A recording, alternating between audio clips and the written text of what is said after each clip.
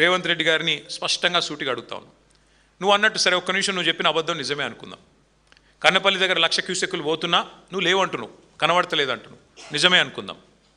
మరి కింద పట్టిసీమలో motor launch చేసిండ్రు కదా, అదే గోదావరి నది మీద కింద ఆంధ్రాలో పట్టిసీమ లిఫ్ట్ ఇరిగేషన్ చాలు చేసిండ్రు కదా, కింద వాళ్ళు నీళ్ళు ఎత్తిపోసుకుంటున్నారు కదా, ఇది రైతులకు చూస్తలేరు అనుకుంటున్నావా?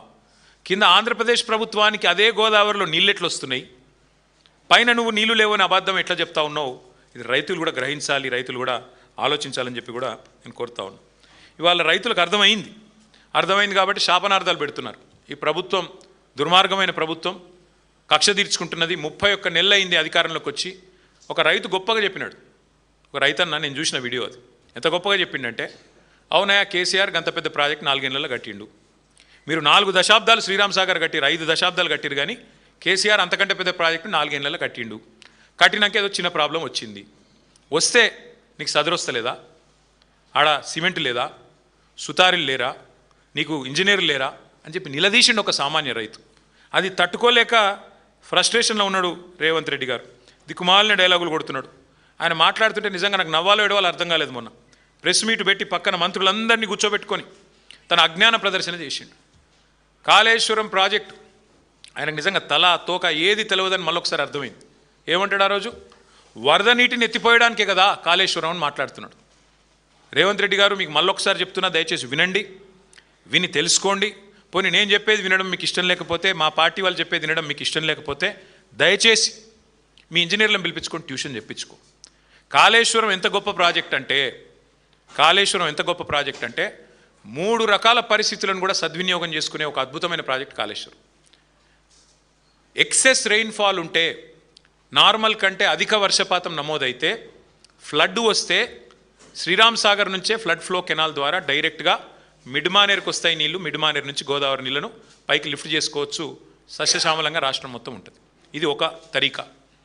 రెండో తరీకా ఏంది? ఎక్సెస్ రెయిన్ఫాల్ కాకుండా నార్మల్ రెయిన్ఫాల్ ఉంటే, సాధారణ వర్షపాతం ఉంటే మీకు ఎస్ఆర్ఎస్పి నుండి కాకతీయ కాలువ ద్వారా ఇంకా కిందికి కడెం నుంచి కిందికి ఎల్లంపల్లికి నీళ్ళు వస్తాయి, అక్కడి నుంచి నీళ్ళు ఎత్తిపోసుకోవచ్చు. ఒకవేళ ఈ రోజున్న పరిస్థితి ఉండి కరువు వచ్చి, ఎల్నీలో లాంటి పరిస్థితులు వచ్చి, వర్షపాతం లేని పరిస్థితిలో ఉంటే, అప్పుడు కూడా ఎక్కడ నీళ్లుంటాయని దేవులాడి దుర్బిని పట్టుకొని వ్యాప్కోస్ లాంటి సంస్థ కప్పచెప్పి దేవులాడి వెతుకులాడి పట్టుకున్న పాయింట్ కాళేశ్వరం. ఆ కాళేశ్వరం పాయింట్లో కన్నెపల్లి పంప్ హౌస్ దగ్గర ఎంత వరస్ట్ సిచ్యువేషన్లో కూడా ఇవాళ కూడా 9 టీఎంసీల నీళ్లు కిందికి పోతున్నాయి. 9 టీఎంసీలు అంటే మీ అంచనా కోసం చెప్తున్నా, 9 హుస్సేన్ సాగర్లతో సమానం. గన్ని నీళ్ళు ఉత్తా కిందికి పోతున్నాయి రోజు, ఎవ్రీడే. ఇది అక్టోబర్ దాకా పారుతూనే ఉంటాయి. రేవంత్ రెడ్డి గారు, దయచేసి మా మీద కక్ష ఉంటే కేసులు పెట్టు, మా మీద కక్ష ఉంటే మమ్మల్ని బూతులు తిట్టు, మా మీద కక్ష ఉంటే ఇంకా రోత మాటలు మాట్లాడు, మాకేం పర్వాలేదు, అలవాటైపోయింది. కానీ రైతుల మీద దయచేసి పగబట్టకు, రైతుల మీద కోపం తీర్చుకోకు.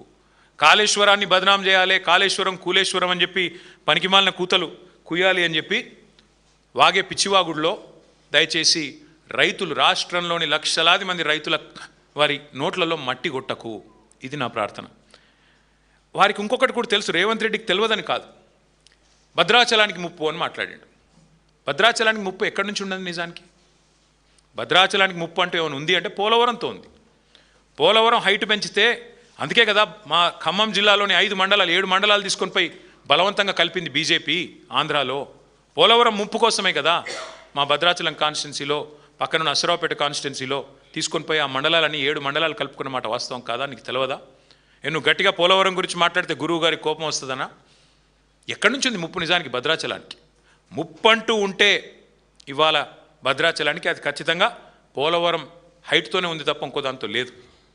అందుకే మా హరీష్ రావు గారు భద్రాచలం పోలవరం అథారిటీకి ఫిర్యాదు చేస్తే కేంద్రం స్పందించి, ఎందుకంటే భద్రాచలం మునుగుతుందేమో ఈ హైట్తో అని చెప్పి ఫిర్యాదు చేస్తే కేంద్రం స్పందించి సర్వేలకు టీంలు పంపింది.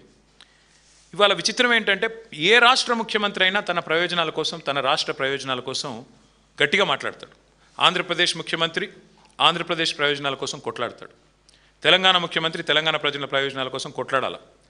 కానీ ఈ మాట అనకూడదు, కానీ అంటున్నా, తప్పట్లేదు.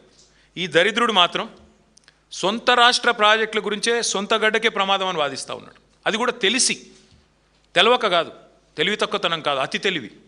ప్రజల్ని మభ్యపెట్టొచ్చు, ఎన్ని రకాలుగా అయినా ఇష్టం వచ్చినట్టు మాట్లాడొచ్చు అని చెప్పి ఇవాళ మాట్లాడుతూ ఉన్నాడు. నేను ఆయన మాట్లాడిన